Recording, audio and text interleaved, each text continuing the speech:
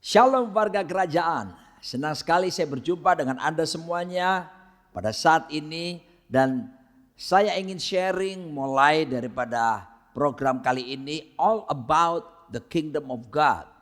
Saya akan mulai dengan tema yang disebut dengan kingdom colonization. Apa itu? Kolonisasi kerajaan Allah. Apa maksudnya dengan kolonisasi kerajaan Allah? Kolonisasi kerajaan Allah adalah dalam arti sederhananya perluasan kerajaan sorga sampai ke planet bumi dengan apa? Dengan budaya kerajaan sorga. Atau dengan kata lain, sorga diperluas sampai ke planet bumi dengan budaya kerajaan sorga. Nah, dari mana kita bisa tahu tentang kolonisasi kerajaan Allah ini? Atau perluasan kerajaan Allah ke muka bumi ini, kita lihat firman Tuhan di dalam Yohanes 1 ayat 1. Jadi ini sebelum penciptaan langit, bumi dan segala isinya, waktu itu hanya ada Tuhan, Sang Firman, Allah Bapa, Allah Putra dan Roh Kudus, dan tentunya ada firman di dalamnya. Dalam Yohanes 1 ayat 1 berkata, pada mulanya adalah firman. Firman itu bersama-sama dengan Allah dan firman itu adalah Allah. Kata firman di sini digunakan kata Yunani adalah logos. Dan apakah arti logos di sini? Adalah God's idea, idenya Tuhan, pikirannya Tuhan. Ya, atau dalam ilmu teologi kerajaan disebut dengan God's big idea. Ide besarnya Tuhan. Jadi di dalam firman mengandung pikirannya Tuhan. Mengandung ide besarnya Tuhan. Dan kalau kita baca dalam Yohanes 1 ini, ayat 1 seterusnya, kita tahu bahwa firman itu akan datang menjelma menjadi daging dalam rupa wujud Yesus Kristus. Dia datang memberikan kasih karunia dan kebenaran. Nah, mari kita lihat. Pertanyaannya adalah apa isi daripada God's big idea tersebut? Ya, isi daripada ide besarnya Tuhan itu apa? Dan mari kita melihat bersama-sama. Tentu kita akan kembali kepada Alkitab Perjanjian Lama dalam Kejadian 1 ayat 1. Di dalam Kejadian 1 ayat 1 kita akan melihat di situ bahwa disitulah proses bagaimana Tuhan menciptakan planet-planet alam tata surya ini dan tentunya menciptakan manusia. Nah, narasi awal yang dibangun oleh Alkitab untuk memperkenalkan kepada manusia siapa itu Tuhan, ternyata kita bisa melihat lewat Kejadian 1 ayat 1, ayat pertama dari firman Tuhan di Perjanjian Lama, bahwa narasi awal yang Alkitab mau perkenalkan kepada manusia siapa Tuhan, ternyata bukan Tuhan sebagai kasih, sekalipun Tuhan adalah Allah kasih. God is love, keberadaannya kekal, itu benar adanya. Tetapi Alkitab menerangkan kepada manusia siapa Tuhan kali pertama adalah Tuhan sebagai Raja. Makanya kita lihat dalam Kejadian 1:1 itu berkata, pada mulanya Allah menciptakan langit dan bumi. In the beginning God created the heavens and the earth. Tapi dalam bahasa Ibrani dikatakan Bereshit bara Elohim et hashamayim ve et haaretz. Nah, kita bisa melihat kata pada mulanya Bereshit berasal dari kata reshit. Itu ada 3 makna pengertiannya. Yang pertama, pada mulanya atau Bereshit di situ adalah arti pertama adalah pada mulanya memang. Yang kedua adalah yang utama. Tapi yang ketiga ini menarik sekali. Yang ketiga berarti adalah kerajaan yang kekal. Nah, kalau ada kerajaan yang kekal berarti ada rajanya, bukan? Nah, dari sini kita bisa menyimpulkan secara sederhana bahwa Tuhan itu adalah raja. Raja yang memiliki kerajaan yang kekal, raja di atas segala raja. Jadi kita bisa sedikit menarik kesimpulan bagaimana ide besar Allah tadi. Tuhan ingin mengkolonisasi bumi ini dengan kerajaan sorga. Nah, jangan kita alergi dengan kata kolonisasi karena kita 350 tahun dijajah oleh pemerintahan kolonial Belanda. Tapi kalau kita merujuk kepada kata kolonisasi atau koloni itu sendiri sebetulnya maknanya bagus. Ya, kita lihat bagaimana dulu Belanda datang ke Indonesia, dia membawa apa? Dia membawa budaya tentunya kerajaan Belanda ke Indonesia. Saya ingat foto-foto orang-orang tua kita, ya kakek nenek, opa oma itu orang Indonesia tapi pakai pakaian Belanda. Makanannya juga ya banyak makanan Belanda, frikandel, Brennebond, dan ada banyak lagi yang lainnya. Lalu apalagi bahasa Belanda pun dibawa ke Indonesia. Dan mertua saya almarhum, mereka berbahasa Belanda juga. Lalu kemudian hal-hal yang lain yang dari negeri Belanda dibawa ke sini. Sama, Tuhan menginginkan supaya kerajaan sorga itu bukan cuma berlaku di dalam sorga. Dan Anda harus tahu bahwa sorga ini isu yang paling banyak dibicarakan di semua agama yang ada di planet bumi ini, bukan? Tapi kebanyakan keyakinan lain menjelaskan bahwa sorga itu sebuah tempat yang indah, sebuah tempat yang penuh dengan kemegahan, kemuliaan. Memang itu benar, tapi tidak ada satupun yang menjelaskan bahwa sebetulnya sorga adalah sebuah kerajaan. Dan di sorga situ ada raja, di atas segala raja yang bertakhta. Di sorga ada pasukannya. Siapa dia? Itulah malaikat-malaikat. Jadi kita melihat bahwa sorga itu sebuah kerajaan. Makanya kita orang percaya menyebutkan sebagai kerajaan sorga. Dan memang pusatnya adalah sorga itu sendiri. Dan kerinduan hati Tuhan adalah Tuhan ingin memperluas dan membawa kerajaan sorga itu sampai ke planet bumi ini. Dan kita sudah lihat tadi lewat Yohanes 1 ayat 1 maupun Kejadian 1 ayat 1. Dan kemudian kita bisa melihat bagaimana Tuhan ingin segala yang ada di sorga itu terjadi di bumi. Makanya dia ciptakan planet bumi dari sekian miliaran planet yang ada di muka di tata surya jagat raya ini. Cuma dia pilih satu planet yang bisa menggambarkan keadaan sorga itu. Planet itu adalah planet bumi. Dan di planet bumi ini dia menciptakan satu makhluk. Makhluk yang diciptakan serupa, segambar dengan Tuhan itu sendiri. Yang adalah menyatakan perluasan sorga ke bumi. Kejadian 1:26 menjelaskan bagaimana Tuhan, ya Allah Bapa, Putra dan Roh Kudus, yaitu mereka menciptakan manusia. Baiklah kita membuat manusia yang serupa segambar dengan kita. Kata kita itu Elohim, Bapa, Putra, Roh Kudus. Supaya apa? Supaya mereka berkuasa. Nah, atas ikan-ikan di laut, burung-burung udara, atas segala ternak, atas binatang yang merayap melata di bumi. Nah, Tuhan menciptakan manusia serupa segambar dengan Tuhan itu sendiri. Lalu manusia ini pun diciptakan di sebuah tempat namanya Eden, Taman Eden. Nah, kata Eden itu berasal dari kata the spot of the presence of God. Ya, jadi titik hadirat Tuhan, the place of the presence of God, tempatnya hadirat Tuhan. Nah, Eden itu sebuah taman yang memang suasananya seperti sorga. Ingat tadi sorga diperluas sampai ke bumi. Dan disitulah manusia diciptakan kali pertama kali. Nah, ini yang luar biasa sekali.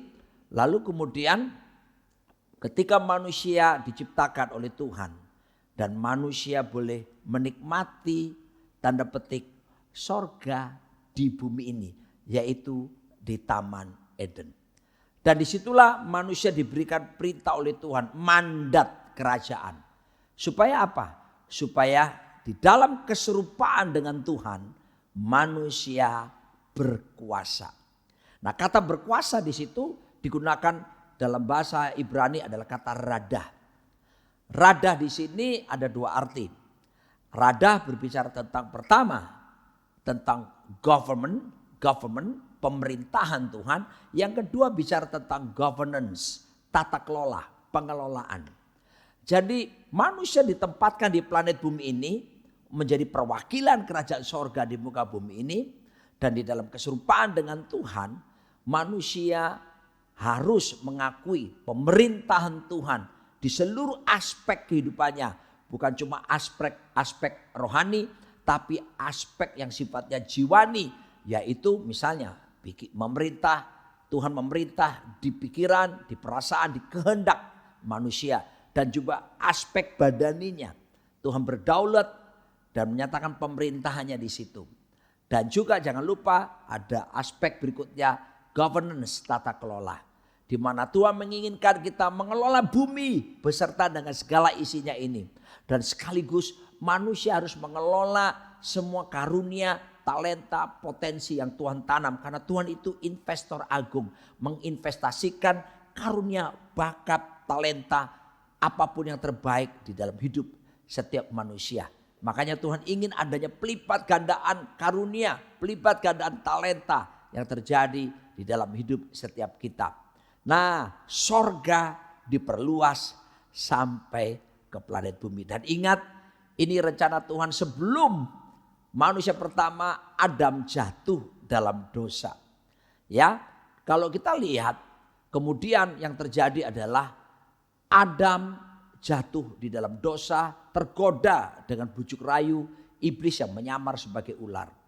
Dan ketika Adam dan Hawa jatuh dalam dosa, padahal kepada mereka telah diberikan otoritas, rada, ya, menjadi perwakilan kerajaan surga di muka bumi. Tapi apa yang terjadi? Dosa telah merusak segala sesuatunya dan akibatnya mereka tidak bisa dipercaya lagi menjadi perwakilan kerajaan Allah di muka bumi ini. Ya, sebab jelas Alkitab mencatat upah dosa itu adalah maut. Dan ketika itu Adam sebetulnya tidak kehilangan sorga. Tapi Adam telah kehilangan kerajaan yang telah dipercayakan kepadanya. Adam kehilangan dimensi kerajaan sorga yang dipercayakan kepada dia. Dan ini terus berlangsung sampai akhirnya dalam Kejadian 3 ayat 15 tersebut. Ini merupakan ayat nubuatan bagaimana Tuhan melakukan adanya satu permusuhan. Keturunan ular dan keturunan manusia. Di mana keturunan manusia, ya, yang disebut nanti kita tahu bahwa itu gambaran adalah Yesus Kristus akan meremukkan kepala daripada si ular ini. Tapi daripada keturunannya akan meremukkan kakinya manusia. Gambaran bagaimana Tuhan Yesus di kayu salib menebus dosa kesalahan kita. Dan di situ kakinya dipaku dan itu gambaran itu terjadi peremukan di kaki daripada Tuhan Yesus Kristus. Kejadian 3:15 itu gambaran bagaimana ribuan tahun kemudian manusia akan dipulihkan dan kerajaan Allah yang tadinya tanda petik hilang sekarang akan dikembalikan lewat siapa? Yesus Kristus, ya, yang datang, Tuhan yang datang menjelma, datang sebagai manusia, Sang Firman yang datang menjelma menjadi manusia. Nah, pertanyaannya seharusnya setelah Adam Hawa jatuh dalam dosa, sebaiknya kan seharusnya besok langsung Yesus datang memulihkan. Tapi kenapa harus menunggu sekian tahun? Ya, sampai pada zaman Romawi terjadi. Saya harus jelaskan bahwa pada waktu pemerintahan Romawi, disitulah Yesus dilahirkan sebagai manusia. Ini merupakan pemerintahan yang berbeda dengan pemerintahan sistem pemerintahan yang sebelum-sebelumnya. Kebanyakan pemerintahan itu kalau menjajah suatu negeri, maka kebanyakan penduduk negeri itu akan diangkut, diungsikan sebagai tawanan, dipindahkan. Tapi dalam pemerintahan kekaisaran Romawi pada waktu Yesus hidup, pada waktu itu yang terjadi adalah, yang terbanyak adalah justru pemerintahan kekaisaran Romawi melakukan mengirim utusan yang terkenal dengan istilah Colonia Civium Romanorum. Colonia Civium Romanorum itu Jadi kalau pemerintahan Romawi menguasai satu kota di negeri asing, maka akan mengirim 300 orang. Orang-orang Roma asli. Dan 300 orang ini menduduki satu kota untuk membawa budayanya, membawa bahasanya, membawa makanan, kebiasaan ini. Dan mempengaruhi, menguasai kota yang telah ditaklukkan tersebut. Nah, kita bisa melihat justru Yesus datang pada pemerintahan kekuasaan Romawi karena apa? Dalam konsep perluasan kerajaan sorga, bukannya manusia diambil lalu dipindahkan ke sorga, tapi sorga datang sekarang. Ya, perwakilan sorga sendiri, pemilik sorga sendiri datang untuk menyatakan pengaruhnya, pemerintahannya. Makanya Yesus tidak datang untuk membuat agama baru, tapi Yesus datang untuk menegakkan kembali kerajaan Allah yang telah hilang karena dosa manusia. Tapi Yesus berkata, dia datang dalam Matius 4 ayat 17, khotbah pertamanya dia berkata, bertobatlah sebab kerajaan sorga sudah dekat. Artinya raja dari kerajaan yang tak berkesudahan itu telah datang. Program kolonisasi tadi yang rusak, yang terhenti ketika Adam jatuh dalam dosa, ketika manusia jatuh dalam dosa, sekarang dihidupkan kembali lewat Tuhan Sang Raja sendiri datang menjelma menjadi manusia dan menyatakan pengaruh kerajaannya. Ingat, orang bertobat bukan supaya takut mati masuk neraka, tapi orang bertobat. Alkitab berkata, Yesus berkata, karena kerajaan sorga sudah dekat. Kerajaan sorga ada di tengah-tengahmu. Kerajaan sorga ada di dalam diri setiap orang yang percaya kepadanya. Dan mari kita mau mensukseskan program kolonisasi kerajaan sorga.